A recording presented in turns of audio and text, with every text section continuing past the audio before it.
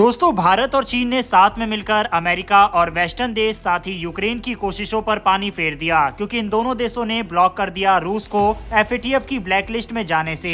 इस खबर के बारे में आगे बात करेंगे। इसके अलावा एक और बेहद इंपॉर्टेंट खबर निकलकर सामने आ रही है, जो कि रूस से है, जिसने भारत को अपने बेहद खतरनाक बॉम्बर का ऑफर दिया है। इन दोनों खबरों के बारे में इस वीडियो में डिटेल में बात करेंगे, इसीलिए वीडियो को अंत तक जरूर देखिएगा। साथ ही अगर आपको डिफेंस और वर्ल्ड अफेयर से जुड़ी वीडियोस पसंद है तो नीचे दिए गए सब्सक्राइब बटन को प्रेस कर बेल आइकन को जरूर दबा लें, जिससे हमारी डेली ऐसी वीडियो आप तक सबसे पहले पहुंच सके। तो चलिए शुरू करते हैं इस वीडियो को। दरअसल ब्रिक्स समिट से पहले रूस की तरफ से पूरी कोशिश की गई भारत और चीन को साथ में लाने की, और रूसी विदेश मंत्री सर्गेई लेवरोव की तरफ से कहा भी गया था कि आरआईसी यानी कि रूस, इंडिया और चीन का ये संगठन अभी भी एक्टिव है। साथ ही उन्होंने जोर दिया था कि अगर हम तीनों देश साथ में मिलकर काम करें तो वेस्टर्न देश की किसी भी साजिश को नाकाम कर सकते हैं। और रूस की ये कोशिश रंग भी लाई जब भारत और चीन के राष्ट्रीय अध्यक्षों की मुलाकात रूस में हुई, और इस मुलाकात के तुरंत बाद ही भारत और चीन ने साथ में मिलकर रूस को एक बड़े प्रतिबंध और संकट से बचा लिया। सबसे पहले आप रेफरेंस के लिए स्क्रीन पर नव भारत टाइम्स का आर्टिकल देख सकते हैं, जिसमें लिखा हुआ है कि एफएटीएफ की ब्लैकलिस्ट में शामिल नहीं होगा रूस। भारत चाइना ने फेल किया जेलेंस्की का प्लान। दरअसल रूस को एफएटीएफ की ब्लैकलिस्ट में शामिल करवाने का यूक्रेन का प्लान एक बार फिर फेल हो गया।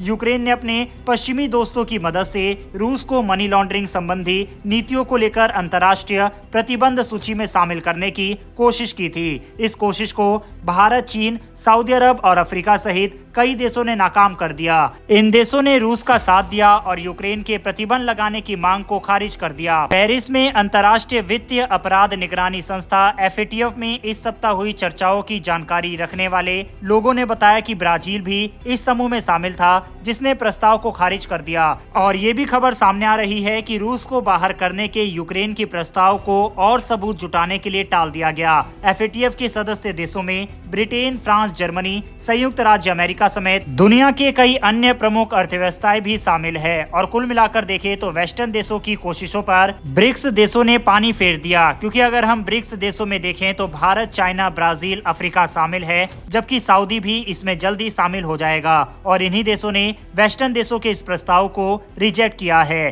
सऊदी अभी ऑफिशियली इसमें शामिल नहीं हुआ है, लेकिन पार्टिसिपेट इस बार की मीटिंग में उसने भी किया था। आपको बता दें कि यूक्रेन की सरकार ने रूस को ब्लैकलिस्ट करने के पीछे कई तर्क एफएटीएफ में दिए थे, जिसमें कहा गया था कि रूस अंतर्राष्ट्रीय वित्तीय प्रणाली के लिए खतरा है। इतना ही नहीं, रूस के एफएटीएफ में ब्लैकलिस्ट हुए देश जिसमें ईरान और नॉर्थ कोरिया शामिल है, उसके साथ गहरे संबंध है। साथ ही रूस 3 सालों से उसकी जमीन पर कब्जा करके बैठा है। ये सभी तर्क यूक्रेन ने दिया, जिसका समर्थन पश्चिमी देशों ने किया, लेकिन यूक्रेन की मांगों को और प्रस्ताव को भारत, चीन जैसे देशों ने गिरा दिया। इस खबर के ऊपर अपनी राय कमेंट बॉक्स में लिखकर बताइएगा। बढ़ते हमारी अगली खबर की तरफ, जो कि अगेन रूस से ही निकलकर सामने आ रही है। दरअसल रूस ने तकरीबन 20 साल पहले अपने TU-22 M3 बॉम्बर का भारत को ऑफर दिया था, लेकिन उस समय इसकी लागत और इसे मॉडर्नाइज बनाने के लिए लगने वाले खर्च की वजह से ये डील नहीं हो पाई थी। अब रूस ने अपने सबसे अत्याधुनिक TU-160M बॉम्बर विमान का भारत को ऑफर दिया है। TU-160M, जिसे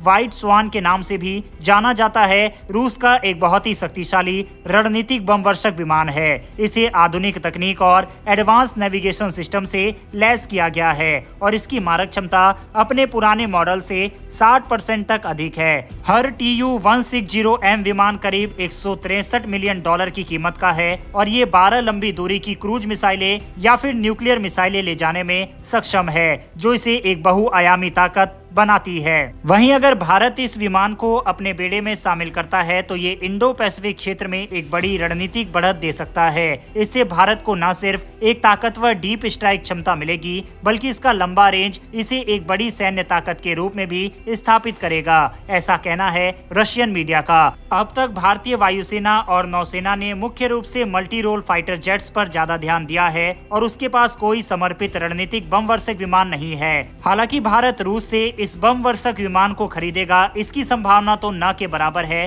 क्योंकि इन विमान को मेंटेन करना काफी ज्यादा महंगा होता है। इसके साथ ही भारत ज्यादातर focus multi role fighter jet पर करता है। इस बात में कोई डाउट नहीं है कि अगर भारत के पास बम वर्षक विमान होंगे तो भारत की ताकत बढ़ेगी। साथ ही ये एक साइकोलॉजिकल प्रेशर भी दुश्मन पर बनाएगा, क्योंकि इसकी रेंज 12,000 किलोमीटर है, वह भी बिना रिफ्यूलिंग के, और 12 मिसाइल या फिर न्यूक्लियर हथियार ले जाने की क्षमता इसे बेहद खास बनाता है। लेकिन जैसा कि हमने कहा कि भारत इसमें इंटरेस्ट दिखाएगा, इसकी संभावना कम है। लेकिन रूस की तरफ से जो ऑफर दिया गया, ये भारत और रूस की दोस्ती को जरूर दर्शाता है कि रूस किस तरह से अपने अत्याधुनिक से अत्याधुनिक हथियार भी भारत को देने से हिचकिचाता नहीं है, फिर चाहे ब्रह्मोस जैसी दुनिया की सबसे तेज सुपरसोनिक मिसाइल हो या फिर S-400 जैसा दुनिया का सबसे बेहतरीन डिफेंस सिस्टम। इतना ही नहीं, रूस ने अपने Su-57 तक का ऑफर भारत को दिया था और अब अपने अत्याधुनिक बॉम्बर का भी ऑफर भारत को दे रहा है, जो कि भारत और रूस की दोस्ती को दर्शाता है।